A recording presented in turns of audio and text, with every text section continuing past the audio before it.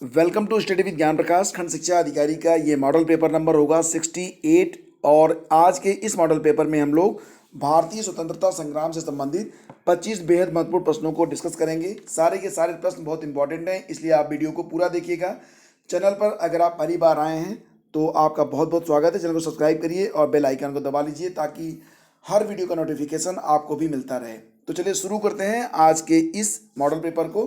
Question number 1 है, जिन्ना विभाजन चाहते हैं या नहीं, अब हम स्वयं विभाजन चाहते हैं, यह किसका कथन है।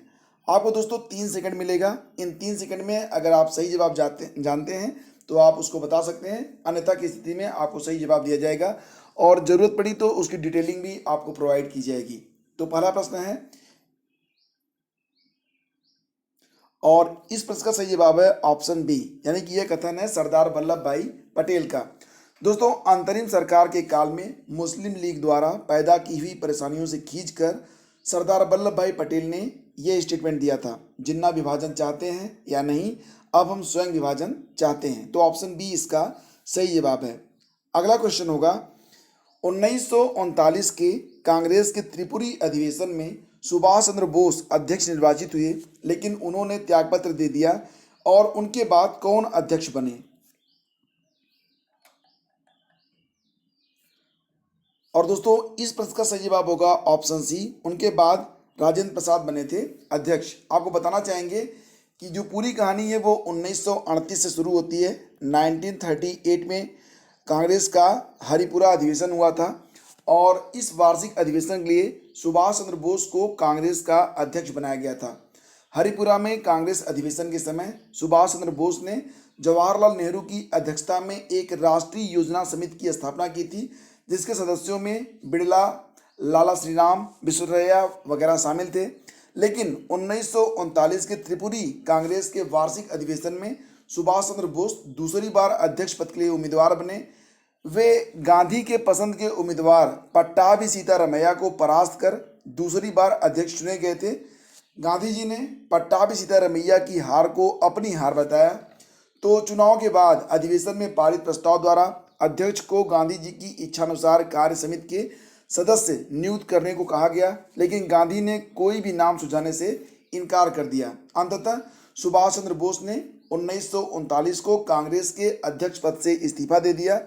डॉक्टर राजेंद्र प्रसाद को सुभाष चंद्र बोस की जगह नया कांग्रेस अध्यक्ष बनाया गया था। तो ये है इसकी पूरी डिटेलिंग। अब चलिए आगे बढ़ते हैं। भारत में लोक सेवा आयोग की स्थापना किस अधिनियम द्वारा हुई थी। 3 सेकंड। और इस प्रश्न का सही जवाब है दोस्तों ऑप्शन सी, भारत में लोक सेवा आयोग की स्थापना 1935 भारत शासन अधिनियम के तहत की गई थी। चलिए आते हैं क्वेश्चन नंबर 4 पे। कम्युनल अवार्ड और पूना पैक्ट के अंतर्गत शोषित वर्गों को कितने स्थान दिए गए थे। कम्युनल अवार्ड और पूना पैक्ट के अंतर्गत शोषित वर्गों को कितने स्थान दिए गए थे। और इस प्रश्न का सही जवाब है ऑप्शन बी, क्रमशः 71 और 147। आपको बताना चाहेंगे कि पूना पैक्ट या पूना समझौता ये डॉक्टर भीमराव अंबेडकर और महात्मा गांधी के मध्य पुणे की यरदा सेंट्रल जेल में 24 सितंबर 1932 को हुआ था। कब हुआ था ये? 24 सितंबर 1932 को। अंग्रेज सरकार ने इस समझौते को कम्युनल अवार्ड के संशोधन के रूप में अनुमति प्रदान की थी। समझौते में शोषित वर्ग के लिए पृथक निर्वाचन मंडल को त्याग दिया गया, लेकिन दलित वर्ग के लिए आरक्षित सीटों की संख्या प्रांतीय विधानमंडलों में 71 से बढ़ाकर 147 और केंद्रीय विधायिका में कुल सीटों की 18% कर दी गई थी। ठीक है, चलिए आगे बढ़ते हैं। क्वेश्चन नंबर 5 पे आते हैं और 5वां प्रश्न होगा कि 1857 के गदर में किन किन ब्रिटिश अधिकारियों ने लखनऊ में प्राण गंवा दिए। और दोस्तों, इस प्रश्न का सही जवाब है option D, brigadier general Neil, major general Havelock, sir Henry Lawrence इत्यादि जितने भी यहाँ पर अधिकारियों का नाम है, सभी लोगों ने 1857 के गदर में अपने प्राण लखनऊ में गंवा दिए थे। 29 मार्च 1857 को बैरकपुर में मंगल पांडे के नेतृत्व में इस क्रांति की शुरुआत हुई थी और इस क्रांति की जो शुरुआत मानी जाती है वो 10 मई 1857 से मानी जाती है। ठीक है, कब से? 10 मई 1857 से, जब मेरठ के सिपाहियों ने ईस्ट इंडिया कंपनी के खिलाफ बगावत की थी। आगे बढ़ते हैं। अखिल भारतीय किसान सभा की स्थापना कब हुई? 3 सेकंड। सही जवाब है 1936, यानी कि ऑप्शन बी। तो दोस्तों आपको बता दें कि अखिल भारतीय किसान सभा की जो स्थापना हुई थी, ये कब हुई थी? 1936 में। अप्रैल 1935 में संयुक्त प्रांत में यानी कि उत्तर प्रदेश में किसान संघ की स्थापना हुई थी। इसी वर्ष एन.जी. रंगा एवं अन्य किसान नेताओं ने सभी प्रांतीय किसान सभाओं को मिलाकर एक अखिल भारतीय किसान संगठन बनाने की योजना बनाई थी। अपने इसी उद्देश्य को आगे बढ़ाते हुए किसान नेताओं ने 11 अप्रैल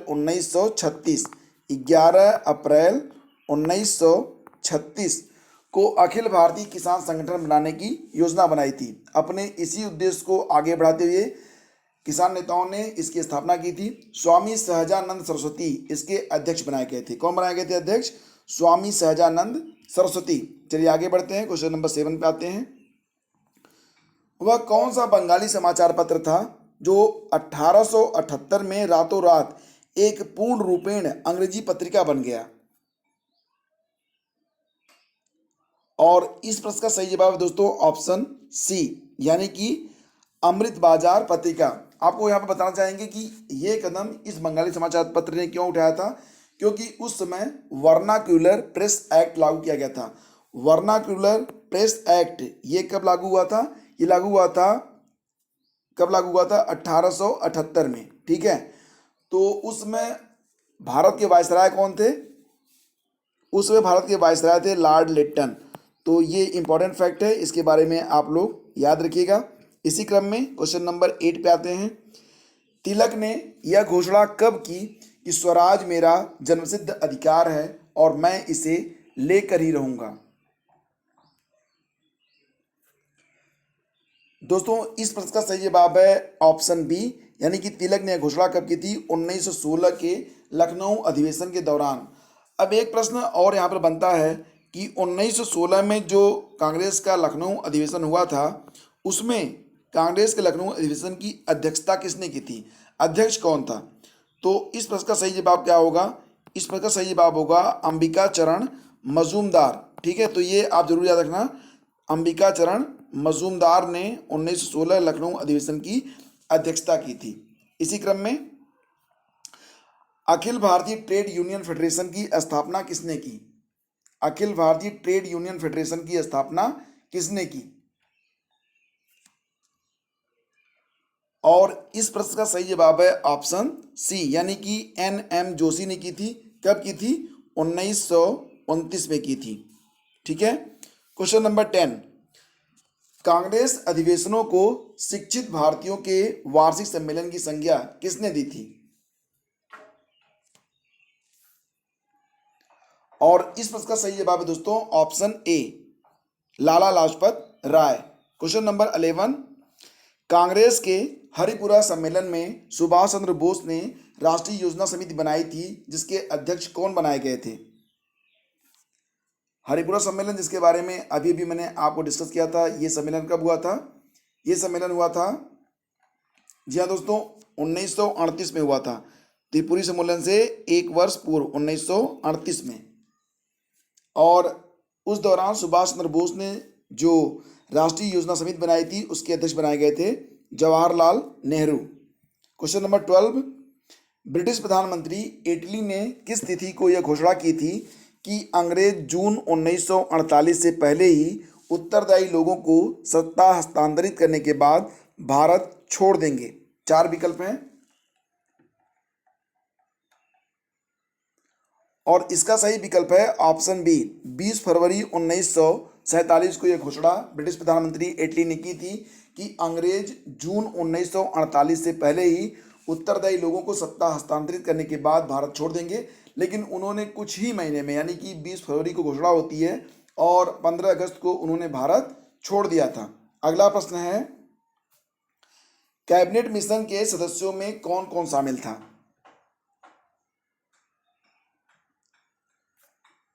सही जवाब होगा फ्रेंड्स इसका ऑप्शन डी। कैबिनेट मिशन के सदस्यों में Sir Stafford Cripps, AB Alexander और पैथिक लॉरेंस, ये सभी लोग शामिल थे। अगला प्रश्न होगा, हमने घुटने टेक कर रोटी मांगी किंतु उत्तर में हमें पत्थर मिले। यह किसका स्टेटमेंट है, किसका कथन है? सही जवाब है फ्रेंड्स इसका ऑप्शन सी, यानी कि ये कथन है महात्मा गांधी का। महात्मा गांधी ने ये जो स्टेटमेंट दिया था वो सविनय अवज्ञा आंदोलन से पूर्व दिया था। सविनय अवज्ञा आंदोलन की शुरुआत कब हुई थी? ये बहुत इंपॉर्टेंट क्वेश्चन है कि सविनय अवज्ञा आंदोलन की शुरुआत कब हुई। तो दोस्तों याद रखिएगा, सविनय अवज्ञा आंदोलन की शुरुआत हुई थी कब? 6 अप्रैल, और वर्ष था 1930 का। चलिए आगे बढ़ते हैं। क्वेश्चन नंबर 15, कांग्रेस की पहली महिला अध्यक्ष कौन थी? कांग्रेस की पहली महिला अध्यक्ष थी एनी बेसेंट। जी हाँ, ऑप्शन ए इस प्रश्न का सही जवाब होगा। एनी बेसेंट ने 1917 में कांग्रेस का जो कलकत्ता अधिवेशन हुआ था उसमें अध्यक्षता की थी। किसने? एनी बेसेंट ने, और ये कांग्रेस की पहली महिला अध्यक्ष थी। तो ऑप्शन ए इसका सही जवाब होगा। आजादी की आवाज नाम से रेडियो चलाकर जंगलों में छिपकर गुप्त सूचनाओं के प्रसारण का कार्य किस महिला क्रांतिकारी ने किया था? और इस प्रश्न का सही जवाब होगा ऑप्शन बी, यानी कि ये काम किया था उषा मेहता ने। भारत नौजवान सभा के संस्थापक सदस्य कौन थे? भारत नौजवान सभा जिसकी स्थापना हुई थी 1926 में, और इसके संस्थापक सदस्य थे सरदार भगत सिंह, छबील दास और यशपाल, यानी कि उपरोक्त सभी इस प्रश्न का सही जवाब होगा। गांधी इरविन समझौता कब हुआ था? सही जवाब है 5 मार्च 1931 को। आगे बढ़ते हैं। कांग्रेस के किस अधिवेशन में, क्वेश्चन नंबर 19 है, कांग्रेस के किस अधिवेशन में मौलिक अधिकारों एवं राष्ट्रीय आर्थिक कार्यक्रमों से संबद्ध प्रस्ताव पारित हुआ था? मौलिक अधिकारों एवं राष्ट्रीय आर्थिक कार्यक्रमों से संबंधित प्रस्ताव कब पारित हुआ था? सही जवाब फ्रेंड्स ऑप्शन ए, ये पारित हुआ था कराची अधिवेशन, जो कि हुआ था 1931 में। एक अधिवेशन और भी हुआ था 1943 में, लेकिन बात यहाँ पर 1931 कराची अधिवेशन के बारे में हो रही है। और 1931 के कराची अधिवेशन की अध्यक्षता किसने की थी? ये भी याद रखिएगा, अध्यक्षता किसने की थी? सरदार वल्लभ भाई पटेल ने। ठीक है। और एक बात और भी इम्पोर्टेंट है कि इस कांग्रेस के इस अधिवेशन से 6 दिन पहले भगत सिंह, राजगुरु और सुखदेव को फांसी दी गई थी, और जिसकी वजह से सारे देश की जो जनता थी वो गांधी जी से बिल्कुल खिलाफ थी। ठीक है। क्वेश्चन नंबर 20 पे आते हैं।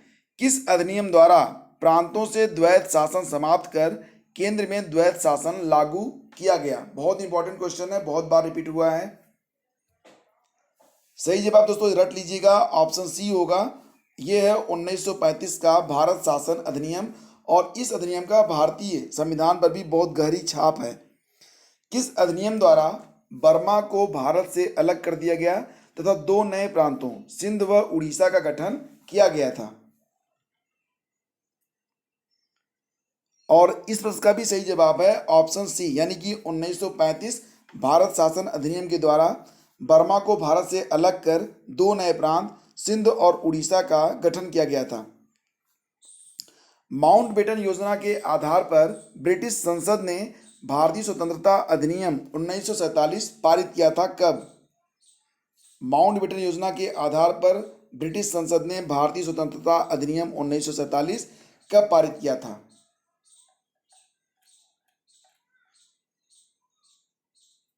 तो दोस्तों इस प्रश्न का सही जवाब है 18 जुलाई 1947 को। तो ऑप्शन ए इसका सही जवाब है। ठीक है, तो इसको आप लोग याद रखिएगा। और इसी क्रम में आगे बढ़ते हैं।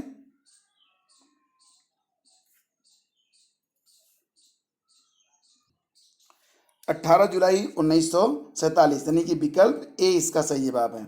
आगे बढ़ते हैं। अगला प्रश्न है, मुस्लिम लीग और भारतीय राष्ट्रीय कांग्रेस के बीच राजनीतिक गतिरोध को दूर करने के लिए CR फार्मूला किसने बनाया था? सही जवाब है ऑप्शन बी, यानी कि सी राजगोपालाचारी ने। तो ऑप्शन बी इसका सही जवाब है। अगला प्रश्न होगा, एक किताब है the rise and growth of economic nationalism in India. The rise and growth of economic nationalism in India के लेखक कौन है? सही जवाब option D, Bipin Chandra. Next, किसने कहा भारत एक अर्धसंघात्मक राज्य है? सही जवाब ऑप्शन डी, केसी वियर का स्टेटमेंट है कि भारत एक अर्धसंघात्मक राज्य है। अब दोस्तों एक प्रश्न आप सभी लोगों के लिए, बंगाल विभाजन के बाद पूर्वी बंगाल का प्रथम गवर्नर कौन बना था? बंगाल विभाजन के बाद पूर्वी बंगाल का प्रथम गवर्नर कौन बना? Bloomfield Fuller, Charles Grant, Charles Napier, Metcalfe. सही जवाब आप कमेंट बॉक्स में लिखकर हमें बता सकते हैं। और दोस्तों अगर ये वीडियो आपको पसंद आया तो इसे अधिक से अधिक लाइक और शेयर करें। चैनल पर अगर आप पहली बार आए हैं और किसी भी प्रतियोगी परीक्षा की तैयारी करके सफलता प्राप्त करना चाहते हैं तो चैनल को सब्सक्राइब करें, बेल आइकन को जरूर दबाएं। याद रखिएगा आपका सफलता ही हमारा लक्ष्य है। बहुत बहुत धन्यवाद। Have a great day. जय हिंद।